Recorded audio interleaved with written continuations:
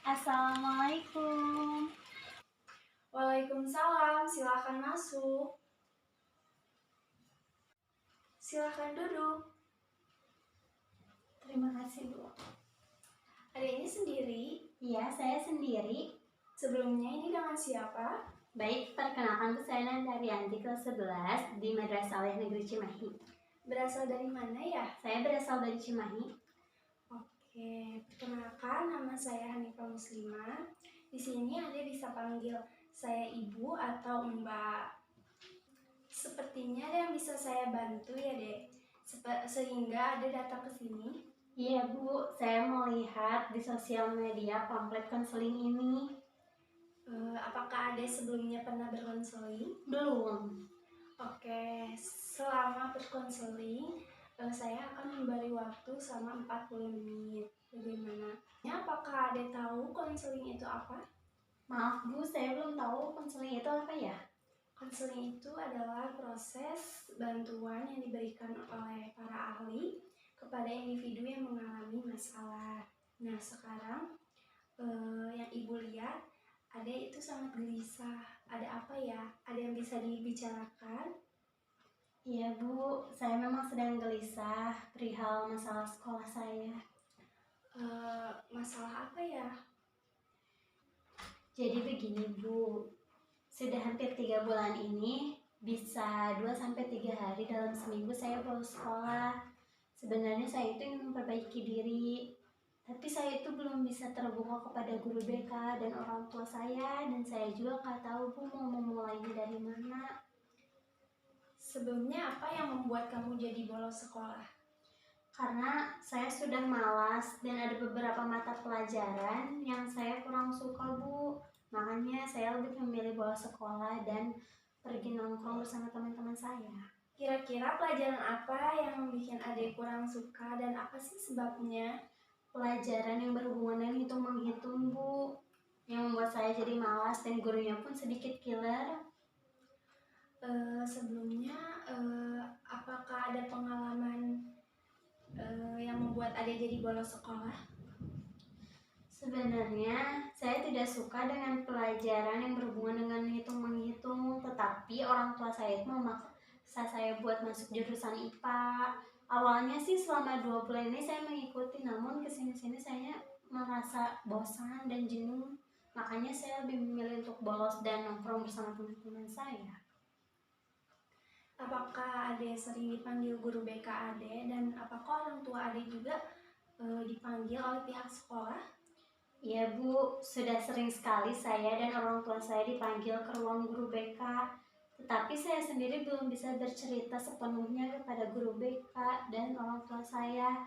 Karena orang tua saya selalu menuntut, Bu, tanpa tahu ingin saya itu apa. Nah, sebelumnya apakah adik tahu faktor dan dampak dari bolos sekolah itu apa? Belum, Bu. Boleh sedikit saya jelaskan ya? Silahkan, Bu. Bolos sekolah adalah perilaku yang menyimpang pada anak sekolah. Nah, banyak sekali faktor dan dampaknya. Faktor yang menyebabkan bolos sekolah itu diantaranya ada faktor internal dan eksternal. Faktor internalnya adalah motivasi siswa yang rendah, belum mengerjakan tugas, datang terlambat ke sekolah, bosan dan jenuh dengan pelajaran, dan ada pun faktor eksternalnya, pengaruh ajakan teman itu sangat berat banget ya. Terus ada ekonomi keluarga yang rendah, lalu ada pengawasan orang tua yang kurang, dan kurangnya pengawasan juga dari pihak sekolah. Selain itu ada juga dampak yang menyebabkan bolos sekolah itu. Ada beberapa diantaranya perasaan takut dan cemas saat membolos sekolah, seringkali dapat teguran dari guru dan bapak guru di sekolah, ketinggalan mata pelajaran, tidak pernah belajar di rumah, gagal dalam ujian, prestasi yang rendah, dan nilai non-akademis yang menurun. Dan ada juga yang membuat kita menjadi tidak percaya diri adalah dikucilkan oleh teman di sekolahnya atau di kelasnya. Nah, sekarang kan Ade udah tahu ya faktor dan dampaknya.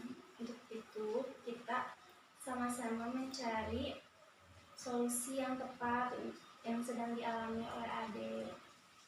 Sebelumnya, apa yang membuat Ade ingin berubah menjadi lebih baik lagi? Karena saya gak mau ada di posisi seperti ini terus, Bu. Saya pengen buat orang tua saya bangga terhadap diri saya juga. Karena Ade memiliki motivasi yang tinggi, semangat yang tinggi. Mudah-mudahan Ade bisa menjadi pribadi yang lebih baik ya. Ya, Bu, amin. Nah, sekarang kan Ade sudah tahu ya faktor dan dampak dari bolos sekolah itu. Nah, maka dari itu kita cari solusi yang tepat yang sedang dialami oleh Ade saat ini. Jadi menurut saya lebih baik Ade ceritakan hal ini kepada orang tua Ade, karena orang tua Ade itu sangat penting untuk berkomunikasi. Beri waktu luang kepada Ade dan orang tua Ade untuk bercerita dan berbicara tentang keluhan Ade ini. Dan kedua, kepada guru BK Ade. Nanti Ade bisa cerita kepada guru BK perihal pelajaran Ade dan jurusan Ade.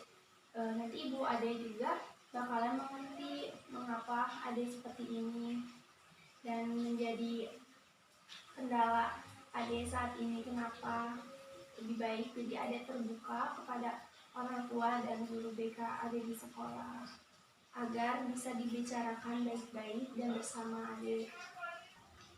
Selain itu, pengaruh teman juga sangat penting. Ade harus bergaul lagi dengan teman-teman yang menjadi positif buat Ade. Ade bisa memilih teman yang rajin belajar, rajin sekolah, dan yang baik-baik. Jauhi pergaulan-pergaulan bebas di luar sekolah maupun di sekolah. Ya, Bu. Nah, nanti jika Ade merasa takut dihindari oleh, dan Ade juga jangan merasa takut dihindari oleh teman-teman di kelas Ade. Jika Ade udah sering masuk sekolah, udah sering belajar bersama mereka, tidak akan lagi dikucilkan oleh teman-teman di kelas maupun di sekolah. Bu, Mungkin waktunya sudah habis. Jika ada kesempatan waktu lagi, Ade bisa hubungi saya lagi dan berkonseling lagi. Mungkin cukup sekian yang Ibu bisa berikan bantuan, dan nanti Ibu juga akan berkomunikasi dengan guru BK Ade di sekolah agar menyeimbangkan posisi Ade. Dan saya juga bakalan berbicara sama orang tua Ade ya. baik Bu, terima kasih kalau begitu. Dan jika nanti saya ada kesulitan, saya akan datang lagi kepada Ibu.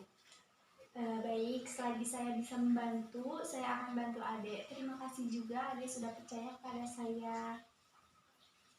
Ya Bu, kalau begitu saya pamit dulu ya Bu. Terima kasih atas solusi dan masukannya. Sama-sama. Assalamualaikum.